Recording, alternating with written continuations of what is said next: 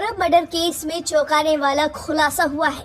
ऐसा लग रहा था कि केस खत्म हो चुका है, लेकिन पुलिस जांच में कुछ ऐसे राज खुले हैं जिसे सुनकर आप हैरान रह जाएंगे।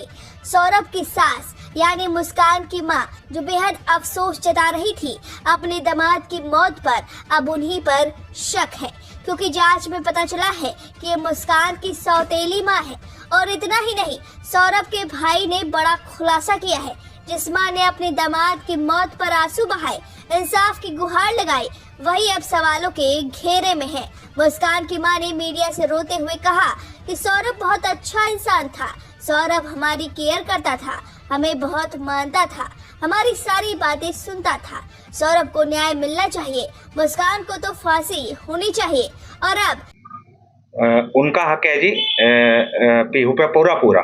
मैं मना नहीं कर रहा, वो दादा दादी है, मैं नाना नानी हूँ, और जो उनका भी ब्लड है इसके अंदर और मेरा भी है, दोनों का ब्लड है। पर मैं ये कहना चाहता हूँ, ये 2 साल के लिए सौरभ बाहर गए या उससे भी पहले कभी इन लोगों ने पीहू को मिलने की कोशिश करी?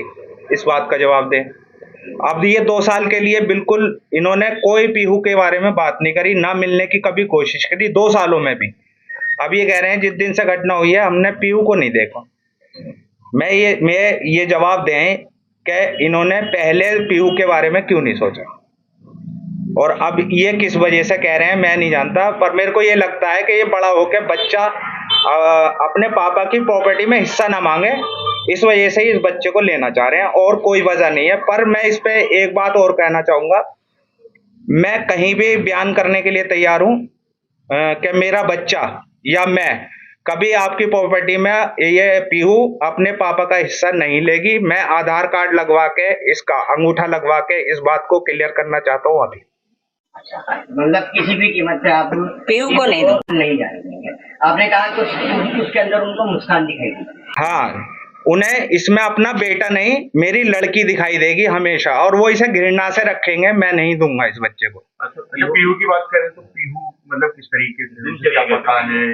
पीहू को थोड़ा सा पता है, वो कई बार कहती है मेरे पापा नहीं है अब, और मैंने कहा तुम्हारे दादा दादी तुम्हें मांग रहे हैं, तुम जाओगे? कह रहे नहीं, मेरे को आपके साथ रहना है। दिनचर्या नॉर्मल है, बच्चों के साथ खेलती है, मेरे से कहती है मेरे को जाना है खेलने के लिए, बिल्कुल नॉर्मल है। वैसे कोई मम्मी को ज्यादा करती है, ज्यादा मिलने की इच्छा हो जाएगी। हाँ, वो कहती है फोन करने के लिए, कहती है फोन करवा दो, तो हम उसे कैसे ही करके समझाते हैं इस बारे में। मतलब उसे ये पता है, पापा के लिए नहीं कह रही कि बात करवाओ, उसे ये पता है कि पापा नहीं है। ज्यादातर खेलती रहती है। ज्यादातर खेलती रहती है, नॉर्मल है। वैसे कोई माइंड पे कैसा ऐसा कुछ दिख नहीं रहा उसकी। मतलब नाना का ये कहना कि किसी भी जरूरत का मैं उसे नहीं दूंगा। केवल यही वजह है क्योंकि वो इसमें सौरभ नहीं, इसमें मेरी बेटी को देखेंगे, और ये बच्चा घृणा से पलेगा, इस वजह से नहीं दूंगा।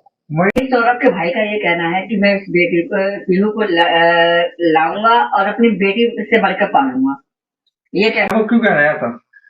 वो इस वजह से कह रहे हैं जी क्योंकि उन्हें ये लगता है कि ये बच्चा बड़ा होके अपने पापा का हिस्सा लेगा, जरूर लेगा, क्योंकि वो मेरे पास है और मैं उसे सिखाऊंगा इस वजह से। पर मैं ये क्लियर कर दूंगा, मेरे से कहीं भी लिखवा ले, अदालत में बयान कर दूंगा इस बात का कि मेरा बच्चा उनके पास नहीं जाएगा, कुछ चीज नहीं मांगेगा, ना अपने पापा का हिस्सा मांगेगा। इस बात की गारंटी मैं भी लिख दूंगा, मेरा बच्चे भी लिख देगा और बयान भी कर देगा। क्या पीहू की परवरिश यहाँ से बाहर भेज के करेंगे कि बोर्डिंग भी भेजने की? नहीं जी, मैं इसे कहीं दूर नहीं भेजूंगा, यहीं रखूंगा अपने पास, और यहीं पे इसकी पढ़ाई लिखाई जो भी है मेरे जिम्मे है, मेरे जिम्मे रहेगी। पीहू 6 साल की हो गई, आज तक आपने कहा कि उसके जो दादा दादी हैं या चाचा चाची हैं, कभी बर्थडे बनाने तक नहीं आए, कभी घर नहीं बुलाया उसको। हाँ, इस बात का मेरे को अचंभा भी है। कभी इस जो लास्ट बर्थडे भी गया, और ये 6 साल की है, इसके 6 बर्थडे निकल गए हैं, और लास्ट जो अभी गया, ये किसी भी बर्थडे में इनके पास एक पिक भी नहीं है, एक फोटो भी नहीं है, कभी इन्होंने बच्चे से मिलने की कोशिश नहीं करी है, ना बर्थडे में ये शामिल हुए हैं। अब जो लगता है मेरे को केवल इनका जो प्रॉपर्टी का ही मैटर मेरे को लग रहा है इसमें। अच्छा, ये आपको सौरभ ने भी बताया था कि उसको बेदखल कर दिया? हाँ जी, ये इनके परिवार ने सौरभ को बेदखल कर रखा था, और इस वजह से भी ये मतलब इस पे बेटी पे हक नहीं है उनका। पर मैंने इस बच्चे को डिलीवरी से लेकर और आज तक जितना ख्याल मैंने रखा है और जितने सबूत मेरे पास हैं शायद इनके पास ना हो।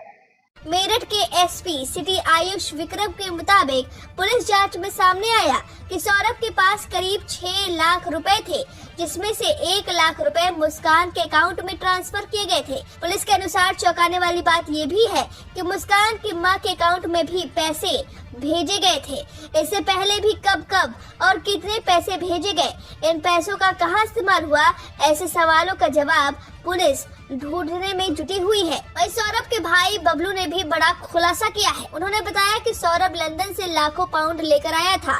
बबलू ने बताया कि सौरभ ने मुस्कान के परिजनों के अकाउंट में पैसे डाले थे, जिसकी पूरी जांच होनी चाहिए। बबलू ने बताया कि मुस्कान के परिजनों ने सौरभ के पैसे से ही मकान खरीदा है, सौरभ के पैसे से आईफोन तक खरीदा है। बबलू का कहना है कि हम साहिल को नहीं जानते, पहली बार शक्ल देखी है। पुलिस जांच में ये भी सामने आया कि मुस्कान और साहिल का अवैध संबंध 2019 से चल रहा था। 2021 में जब सौरभ को इसकी भनक लगी तो उसने तलाक के लिए अर्जी दे दी। हालांकि परिवार के दबाव में दोनों के बीच तलाक नहीं हुआ। 2023 में सौरभ लंदन चला गया, जहां उसने बेकरी में काम किया। 24 फरवरी को सौरभ भारत लौटा और अगले ही दिन मुस्कान और साहिल ने उसे मारने की कोशिश की, लेकिन नाकाम रहे। आखिरकार 3 मार्च को पूरी योजना के साथ उसकी हत्या कर दी गई। बबलू ने बताया कि सौरभ के लंदन जाने से पहले मुस्कान किसी के साथ फरार हुई थी। मुस्कान हीरोइन बनने के लिए भी फरार हुई थी। इसके बाद हमने सौरभ से तलाक के लिए केस फाइल कराया था, लेकिन तलाक हो नहीं पाया था। उसने बताया कि सौरभ 3 तारीख को भी खाना घर से ही लेकर गया था। बबलू का दावा है कि मुस्कान के माता पिता भी पूरे हत्याकांड में शामिल हो सकते हैं। मुस्कान के तो घर में भी खाने पीने के लाले पड़े थे। मुस्कान के पिता किसी सर्राफ के यहाँ नौकरी करते हैं। अब इस पूरे केस में पेच फंस गया है। माँ बाप का भी इन्वॉल्वमेंट सामने आ रहा है। जिस दामाद के लिए रोते हुए सास दिखाई दी वो सौतेली निकली और उनके भी खाते में पैसे डाले गए थे या खुद ही डाले। अब पुलिस जांच कर रही है, 2 टीमें बना दी गई है। देखना होगा क्या कुछ खुलासा होता है। फिलहाल इस खुलासे पर आपकी क्या राय है, कमेंट करके जरूर।